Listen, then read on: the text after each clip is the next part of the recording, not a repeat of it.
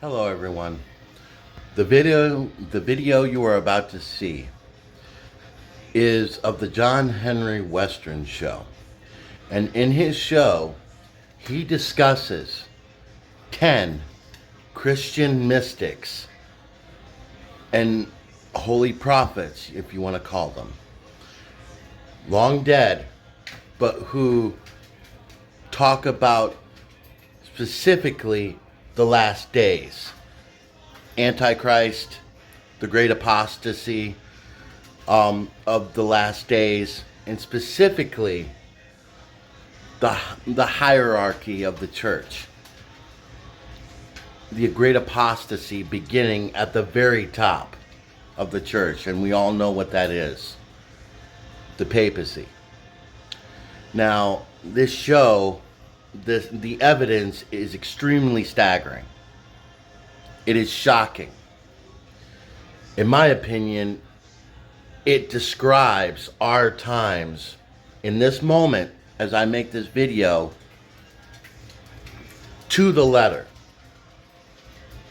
Now, I invite all of you to watch this entire show, look at the evidence for yourself, and what these long dead Christian mystics said about the last days. And you decide for yourself if this is indeed our times. And with that, I will turn this over to John Henry Western. God bless. I told you that there are at least 10 ancient Catholic prophecies that warn of a pope who will gravely harm the church. That is the topic of today's John Henry Western show, so stay tuned.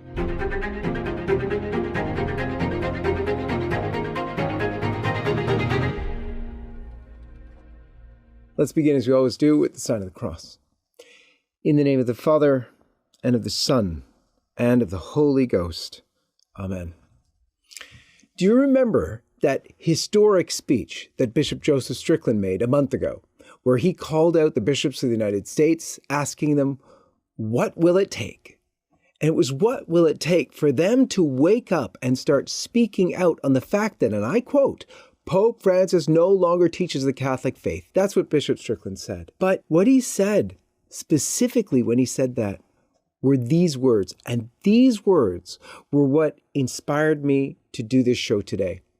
Bishop Strickland said, and I quote, "Today we stand on the cusp of all that has been prophesied about the church and the abominations which would come forth in these times, a time when all of hell attacks the church of Jesus Christ, and a time when the fallen angels of hell no longer seek entry into her sacred halls, that's the church's sacred halls, but instead stand inside, peeking out of her windows and unlocking doors to welcome in more diabolical destruction." End quote. Those are powerful words. Those words harken back to Pope Paul VI, when he said after the Second Vatican Council, through some crack or fissure, the smoke of Satan has entered the church.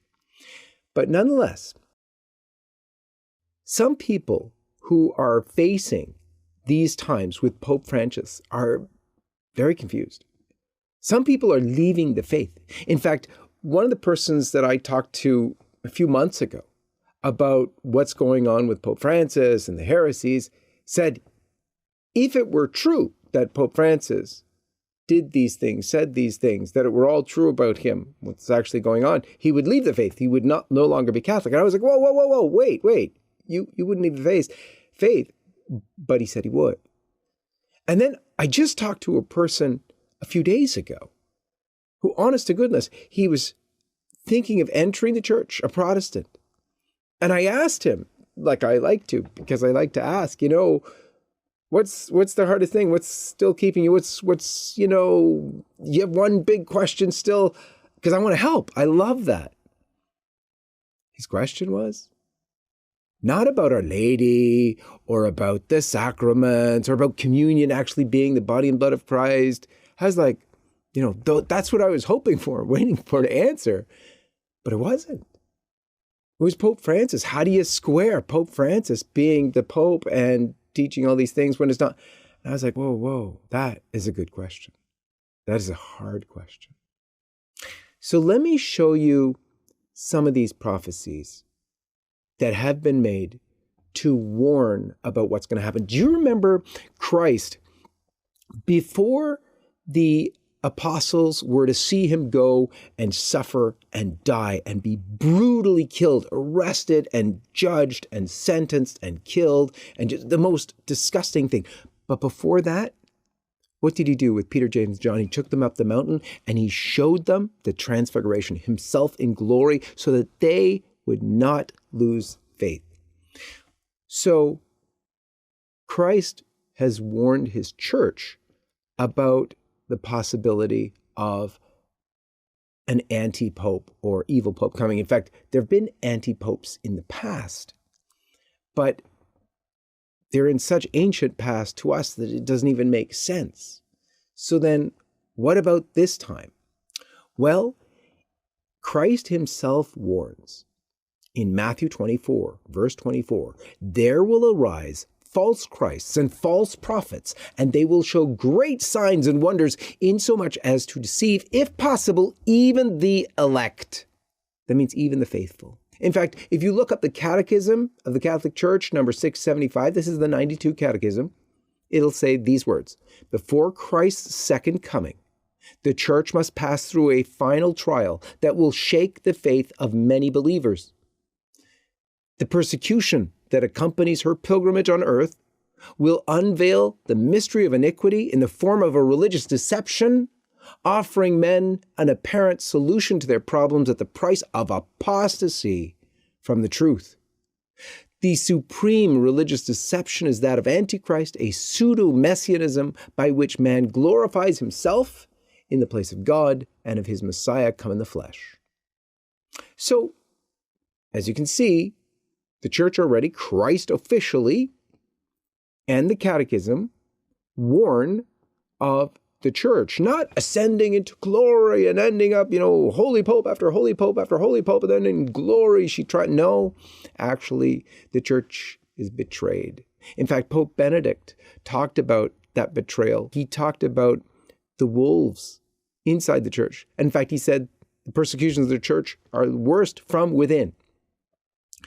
Several saints and blesseds and approved Marian apparitions and popes have made statements or prophecies that suggest the possibility of a pope betraying Christ in some way, or an anti-pope or something like that. So here is my list of the 10 most relevant prophecies pointing to a future pope or anti-pope who will deceive even the elect. But right before we get there, I have to ask you, please support LifeSite News. We are in the middle of our Christmas fundraising drive, the most important one of the year. And the only way we can keep going, providing you with all the news and all the shows and the information that you value, is your financial support. It's the only thing that keeps us going. If you've not already done so this Christmas campaign, please go to give.lifesitenews.com and make the most generous gift you can. Please do that today. Thank you for doing that. It's true, without your support, this show and all our shows, all our services would not be possible.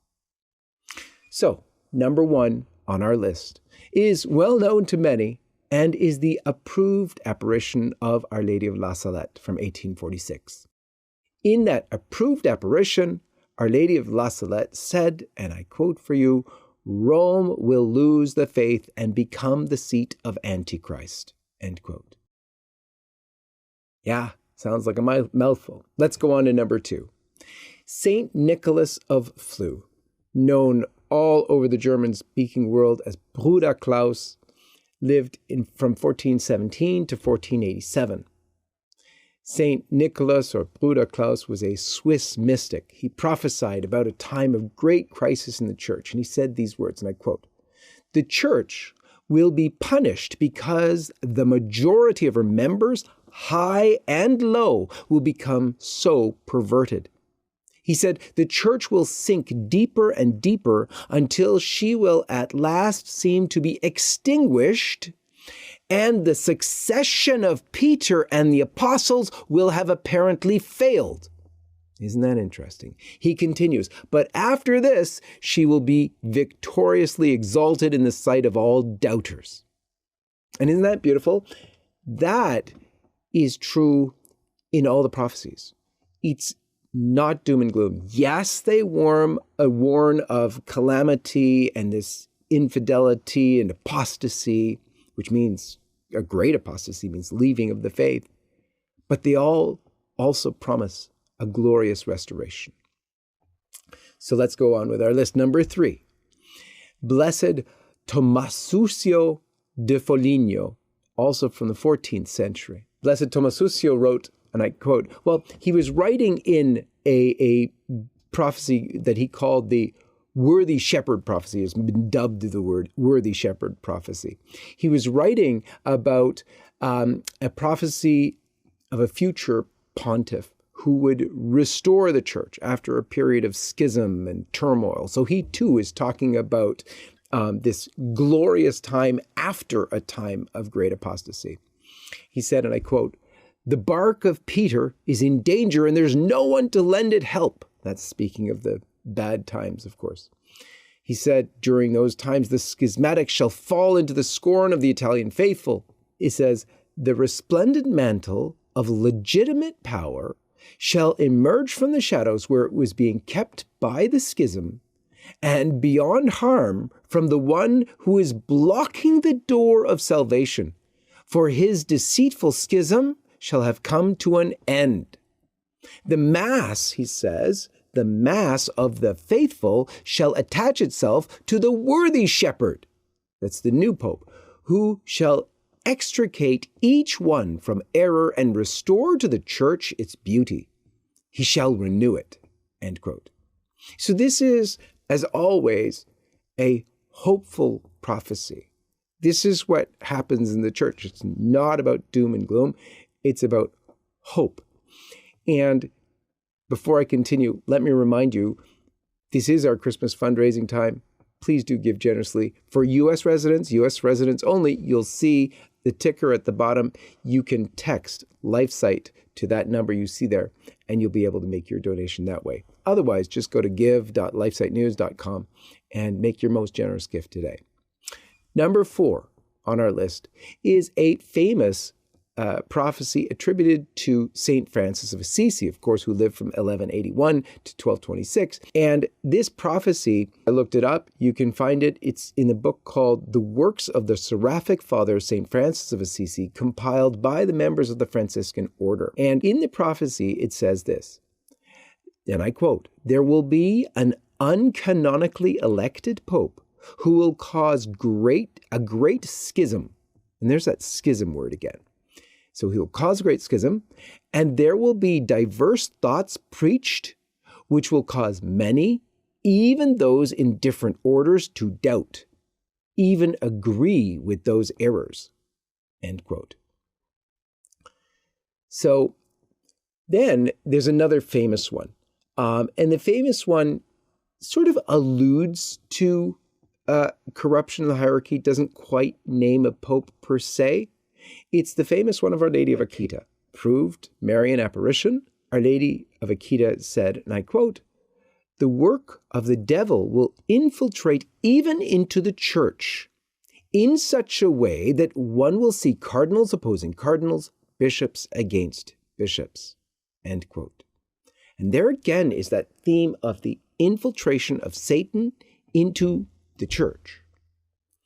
Number 6 on our list of 10 prophecies is the big one. It's the Fatima prophecy. Now, you might wonder, what? The Fatima prophecy? What did that say about the church or the Pope? Well, lots. Let's dig in a little bit.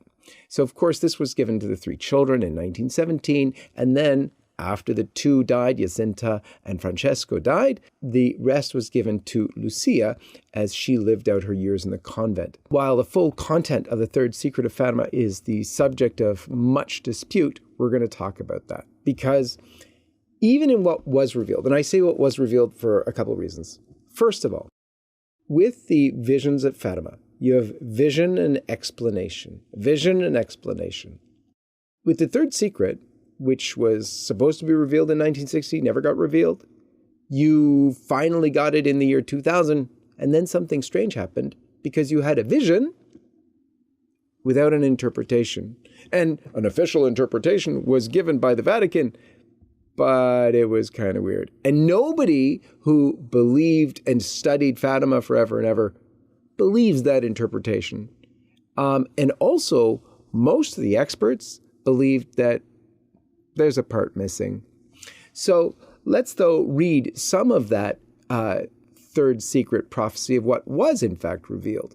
Here are the words that were given by the Vatican in the year 2000, and I quote, "And we saw in an immense light that is God, something similar to how people appear in a mirror when they pass in front of it, a bishop dressed in white." Now, as an aside note, it's interesting because Pope Francis referred to himself as the bishop dressed in white. So they say, the vision says, they saw a bishop dressed in white. Then they go on to say, we had the impression that it was the Holy Father. Other bishops, priests, men and women religious going up a steep mountain, at the top of which there was a big cross of rough-hewn trunks as of a cork tree with the bark before reaching there. And now it says the Holy Father. So now it's not a lot of people speculated, it's not the bishop dressed in white. Now it's the Pope that they're talking about.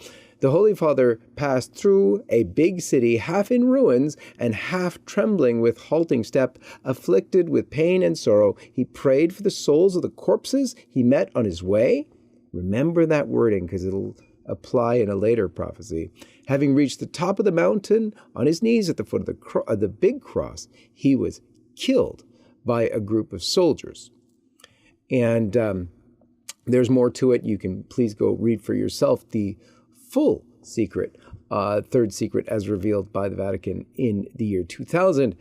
But you had some of these sayings from Sister Lucy after the fact. So this is one Sister Lucy said after the fact. She said, and I quote, "The devil has succeeded in infiltrating evil under the guise of good, and the blind are beginning to lead others.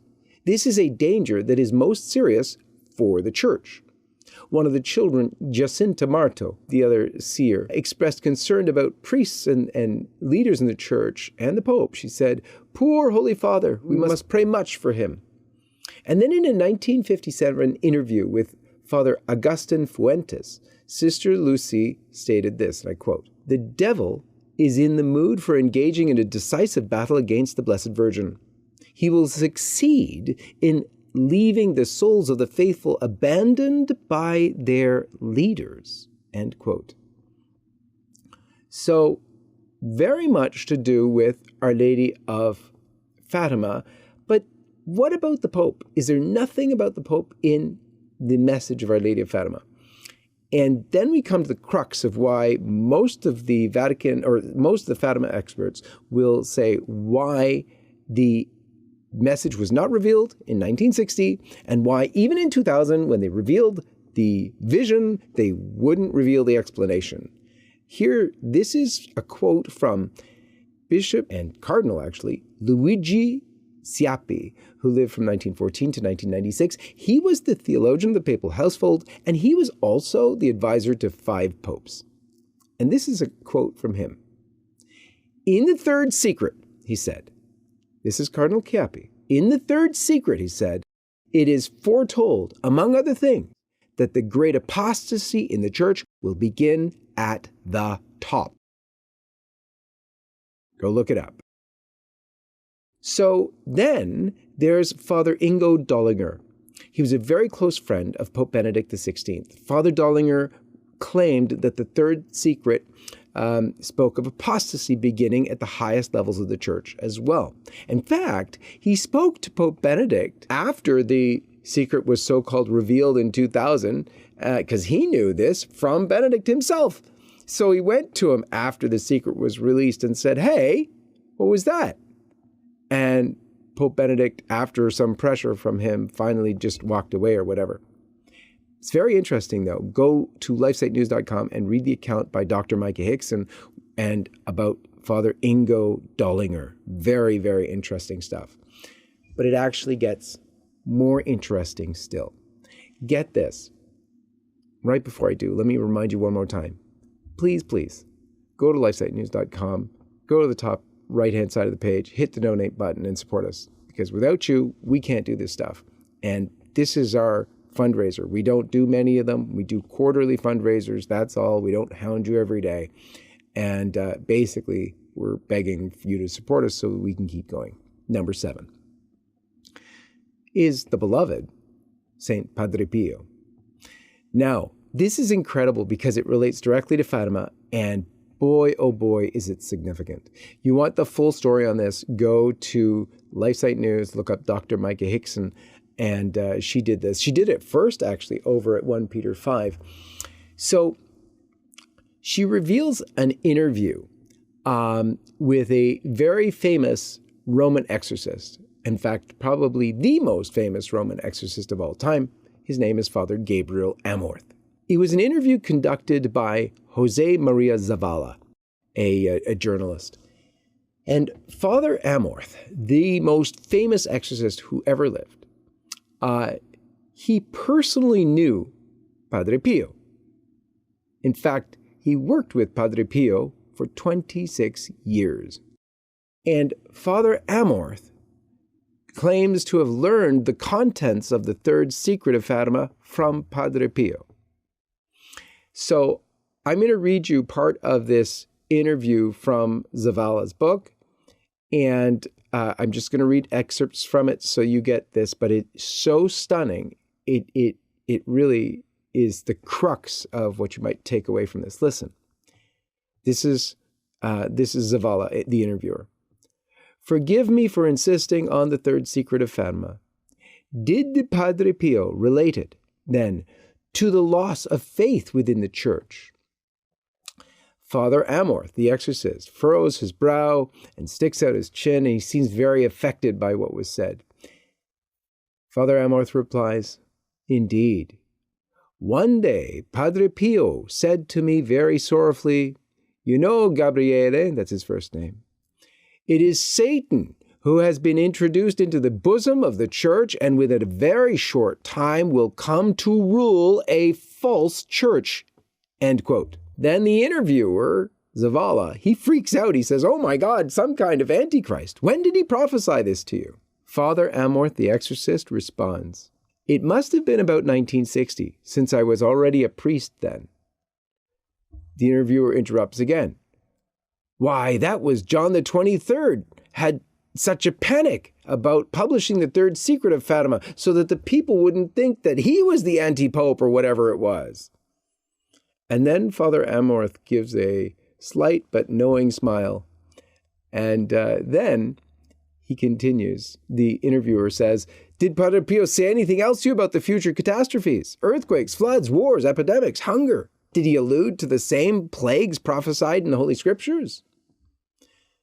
Father Amorth responds this way. He says, Nothing of that sort mattered to him, however terrifying they proved to be, except for the great apostasy within the church. This was the issue that really tormented him and for which he prayed and offered a great part of his suffering, crucified out of love. The interviewer says, The third secret of Fatima? Father Amorth responds, Exactly. The interviewer again, Is there any way to avoid something so terrible, Father Gabriele? And Father Amorth responds, There is hope, but it is useless if it is not accompanied by works. Let us begin by consecrating Russia to the Immaculate Heart of Mary. Let us recite the Holy Rosary. Let us do prayer and penance. And see again, there's hope. There's hope, but it needs prayer and penance. It needs the fulfillment of the Fatima request for the consecration of Russia, and on our part, the part of the laity, the 5 First Saturday devotions. If you don't know about that, go to lifesitenews.com and look it up.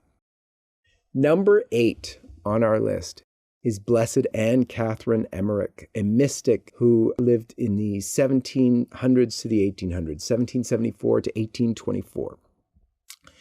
She described visions of a false church and a dark church that would rise alongside the true church. She spoke of confusion and betrayal within the hierarchy of the church, including when and here it is again, a bishop dressed in white would be compromised.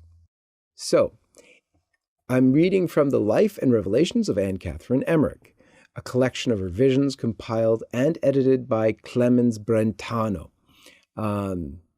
It's an awesome book, but there's about 3,000 pages, I warn you. It's awesome, though, nonetheless. So in April 12th of 1820, this is recorded by Clemens from St. Anne Catherine Emmerich, or Blessed Anne Catherine Emmerich. Soon to be saint, for sure. If you read about her, you'll know right away. She said, and I quote, "I saw a strange church being built against every rule. In that church, nothing came from above. There was only division and chaos. It is likely a church of human creation following the latest fashion. I saw again the mysterious figure. He is not the true pope. He is wearing a large hat and a long white cloak." End quote. Of this false church, she said, and I quote, "I saw it increase in size. Heretics of every kind came into the city." That's probably the city of Rome. "The local clergy grew lukewarm, and I saw a great darkness. Then the vision seemed to extend on every side. Whole Catholic communities were oppressed, harassed, confined, and deprived of their freedom. I saw many churches closed down, great miseries everywhere, wars and bloodshed." End quote. She actually went on, she said, and I quote again, "Once more, I saw the Church of Peter was undermined by a plan evolved by the secret sect." Read Freemasons. She continues, "While storms were damaging it. But I also saw that help was coming when distress had reached its peak. I saw again the Blessed Virgin ascend on the church and spread her mantle. I saw a pope who was at once gentle and very firm. I saw a great renewal, and the church rose high in the sky."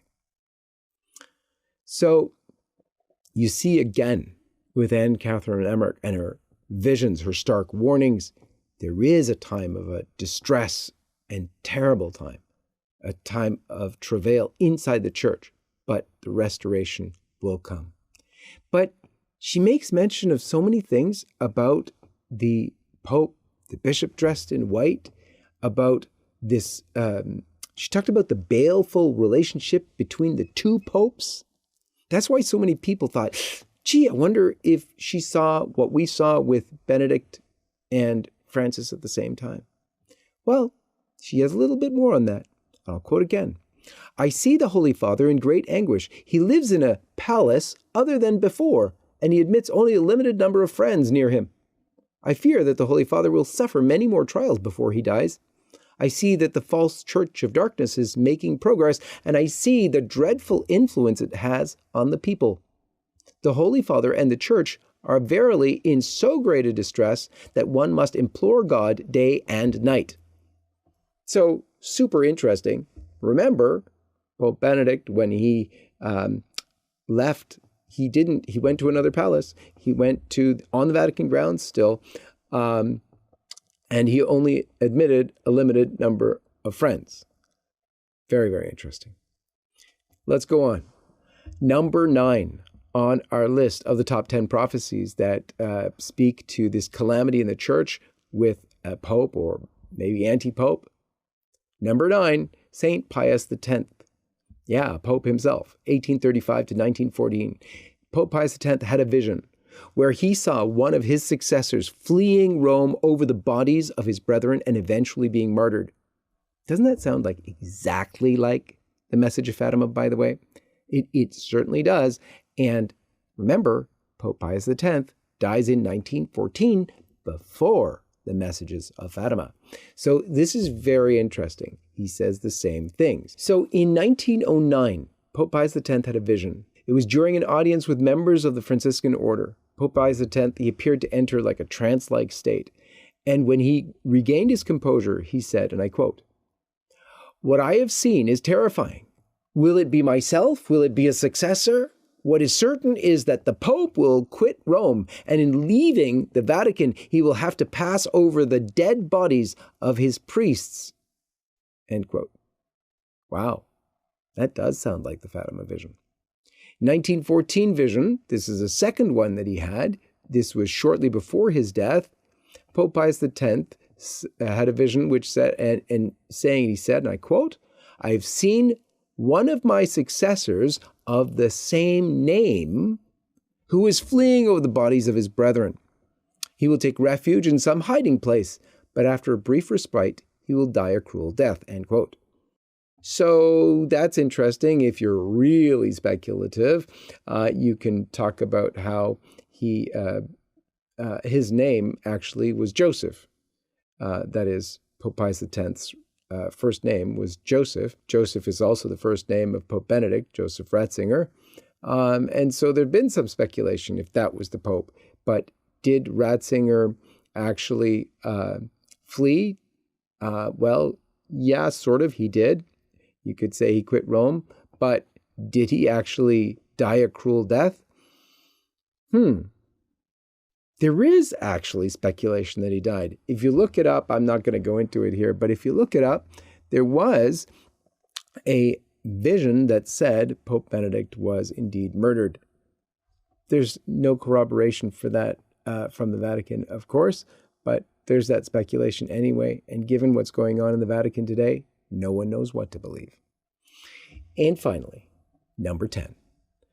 Number 10 on our list of the prophecies is from none other than Saint Faustina Kowalska, the very modern saint, made sainthood by Pope John Paul II.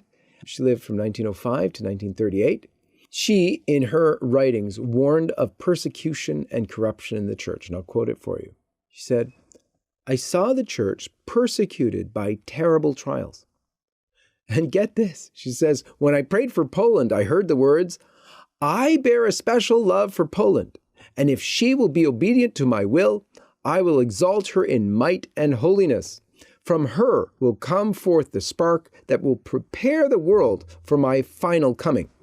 Now, I think most Polish people and most Catholics of my age will say, "I know who that was. It was John Paul II. But that, again, is left to your interpretation. But there's something else fascinating about the writings of St. Faustina Kowalska as they apply particularly to Pope Francis. And I want you to look this up because this is so stunning and so little known. If you look up Faustina's diary, the entry date of December 17th, 1936, you'll find a very interesting message. Now, think about this. What's that date, December 17th, 1936? I'll tell you what date it is. It's the day of the birth of Jorge Maria Bergoglio, the birthday of Pope Francis. And guess what Sister Faustina said? I'll quote, "I have offered this day 4 priests. I have suffered more today than ever before, both interiorly and exteriorly. I did not know it was possible to suffer so much in one day.